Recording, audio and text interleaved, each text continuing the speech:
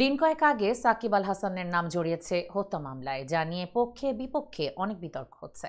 সাকিবের পক্ষ নিয়ে তার সতীর্থরা একের পর এক বিবৃতিও দিচ্ছে। বিসিবিও তাকে আইনি সহায়তা দেওয়ার কথা জানিয়েছে।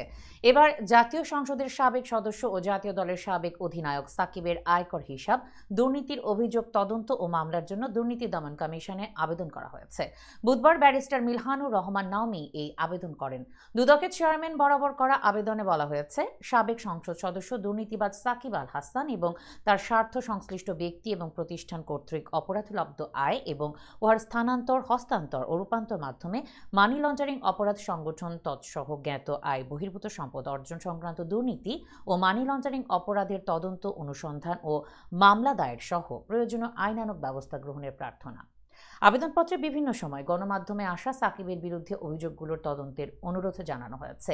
এই তালিকায় আছে পুঁজিবাজারের তালিকাভুক্ত ৬ প্রতিষ্ঠানের শেয়ার কারসাজির ও অর্থ আত্মসাৎ, নিষিদ্ধ জুয়ার ব্যবসা ও জুয়া প্রতিষ্ঠানের সঙ্গে সম্পৃক্ততা, স্বর্ণ চোরাচালানিতে সম্পৃক্ততা, ক্রিকেট খেলায় দুর্নীতি ও নির্বাচনী হলফনামায় ব্যবসা, সম্পদের তথ্য ও আয়ের উৎস গোপন সহ জ্ঞাত আয় বহির্ভূত সম্পদ অর্জনের অভিযোগ।